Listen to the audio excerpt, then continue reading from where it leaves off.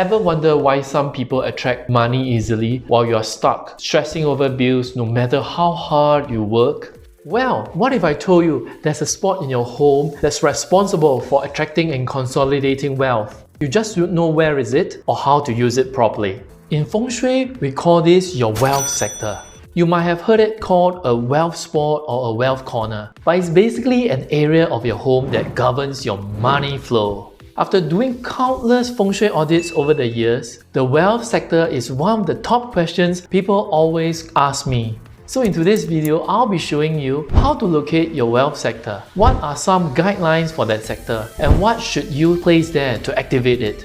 And if you stick till the end of this video, I'll share an important piece of advice on how to approach this wealth sector with the right mindset. But first, let's address a big confusion. If you have ever Googled Feng Shui wealth sectors or done a Feng Shui audit before, you've probably noticed that every website, every Feng Shui master seems to give you a different answer. So, who's right? Well, here's the truth. Different systems, different perspectives. There are many different schools of Feng Shui, and each has its own way of finding the wealth sector. Some of the most common advice come from one ancient text, the I Ching, also known as the king of all ancient Chinese classics. Think of the I Ching as the great-great-grandfather of all Chinese wisdom, with Feng Shui being one of its children. So some sources might say the wealth sector is in the southeast. Why?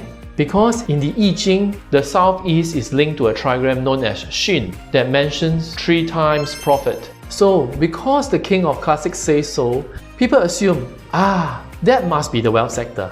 It's a similar story for the northwest sector. That direction is associated with the Qian trigram, which sounds like money in Chinese. So another group say, since it sounds like money, it must be the wealth spot. On top of that, you have specific Feng Shui schools with their own methods of calculating the wealth sectors. Like the 8 mentions method, which bases your wealth sector on your year of birth. Or the flying stars method, which is based on time. Right now in period 9, it says the wealth energy is with the number 9 star. And trust me, the list goes on. We'll need a 2-hour video to cover all of them. It's no wonder everyone is confused. But here's the good news. There's one type of wealth sector that almost every Feng Shui school agrees on. It's simple, easy to locate, and does not require deep Feng Shui knowledge or calculations. It's called the visible wealth sector, and that's what I'll be discussing in this video. So, how do you locate the visible wealth sector? Well, instead of just telling you where it is, I want to share the logic why it's there, so that Feng Shui doesn't feel so mystical. It actually makes sense. Well, imagine you're driving on a long empty road. The road is straight, traffic-free, so naturally you can speed up. But as you approach a bend, what happens? You slow down, you adjust. Same with water flowing through a stream. It moves fast on a straight path, but as it hits a curve, it slows. And that's where it begins to gather. That bend is where the energy becomes concentrated, not chaotic, but settled, full of potential. And it's the same with life. We often move fast when things are clear and direct with no obstacles. But when we hit a turning point, a job change, a new chapter, that's when we feel the shift. That's when we reflect, grow, and redirect our energy. Feng Shui works the same way. Qi flows into your house primarily through the main door. It looks for a place to slow and settle. That place is usually at a 45-degree diagonal from your main door. We call this the visible wealth sector. If your door is on the left, your visible wealth sector is on the right side. If your door is on the right, the wealth sector is on the left side. And if your door is in the middle, they are on both sides. So, what are some guidelines for the wealth sector? Think of your wealth sector like a charging dock for energy. If the space is messy, unstable, or disconnected, energy can't charge. And without that charge, wealth qi doesn't stick around. It drains. There are plenty of guidelines out there if you look it up online. But I filtered through them, and I'm going to share 3 of the most important tips that will help you boost the energy in that space and in turn boost your wealth luck. First, there should be a solid backing in that area. A solid wall, no windows, no walkways behind it. The reason behind this? We want the energy there to be stable and contained, not leaking out. It also symbolizes strong support, like having someone supportive behind you. It shouldn't be cluttered or dirty. That space should represent wealth and positivity. not chaos or neglect. Avoid odd structures like a pillar right in that spot, and definitely not a toilet in the same sector or right next to it. These forms disturb the energy, either by breaking it up or draining it away. And that brings us to the next point. What exactly should you place there to activate the energy? Because knowing where the wealth sector is only half the story. What really matters is how you use that space, making it work for you. Now, depending on where your wealth sector falls, I'll recommend different types of items to my clients to boost the energy of that sector. For example, if it's in the northwest or the west sector, which relate to the metal element, I might suggest things like a money bowl, a gold money tree to enhance the energy. If it's in the east or southeast, which relate to wood, placing a healthy plant would be more appropriate. And of course, you can also put the usual feng shui items like all these. But here's something I always tell my clients. I don't recommend buying these items on purpose. Well, most of you already have them, either from previous feng shui audits, or you might have bought them on one of your holiday trips and never knew where to place them. So my advice is simple. Just make full use of what you already have. There's no need to spend extra. No need to buy into those must-have items. But if you don't have any of these items, don't worry, you're not missing out.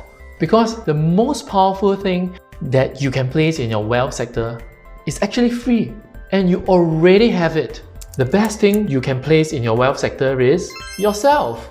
Not a statue, not a charm, but you. Put your sofa, your armchair, and spend time in that sector.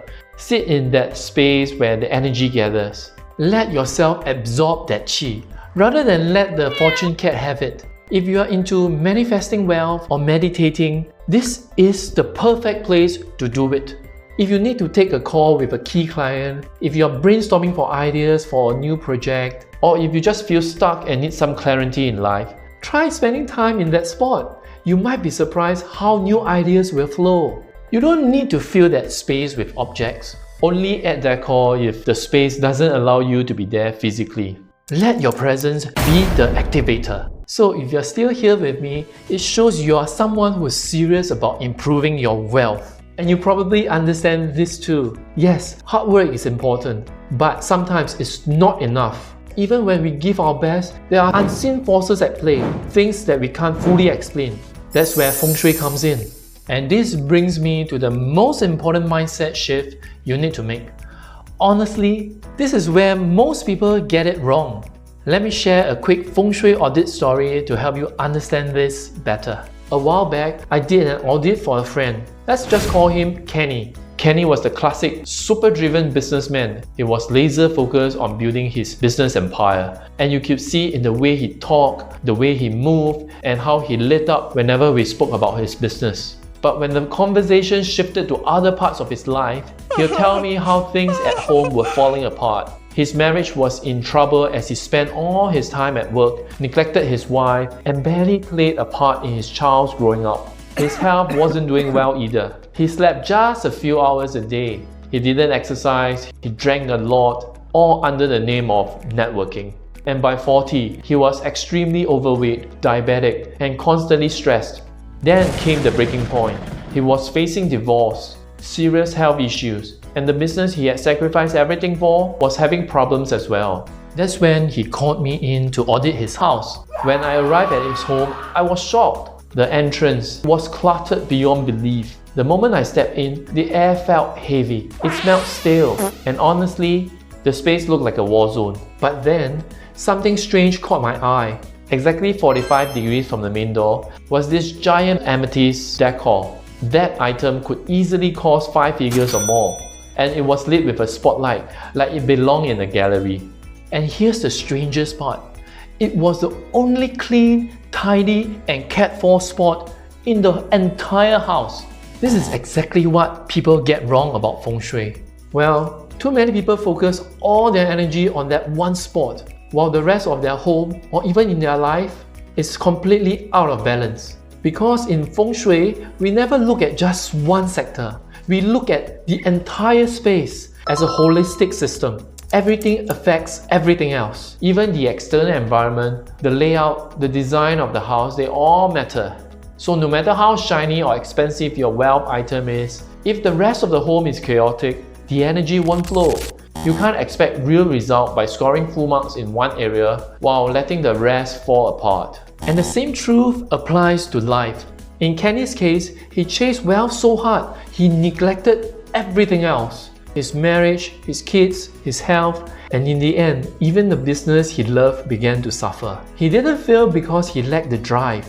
He failed because he didn't create the foundation to support that drive. So here's the message I want to leave you with. Don't be like Kenny. The wealth sector is important, but it's just one piece of a bigger puzzle. For it to truly work, the rest of the system, the other parts of your feng shui, has to support it as well. Because feng shui, just like life, it works best when it's balanced. Don't simply pour everything into one part of your life and ignore the rest. If you want to build meaningful, lasting wealth, you need a healthy body, a clear mind, loving relationships, and a peaceful home. Because money means nothing if your health is failing, your mind is overwhelmed, and the people you love aren't there anymore. Well, earlier I mentioned that your wealth sector is just one part of the feng shui puzzle. But if your office feng shui is off, then no matter how great your wealth sector is, you won't be able to bring that wealth home. So watch this video where I share how to feng shui your home and work office to boost productivity, sharpen your thinking, and open the door for more wealth to actually flow in.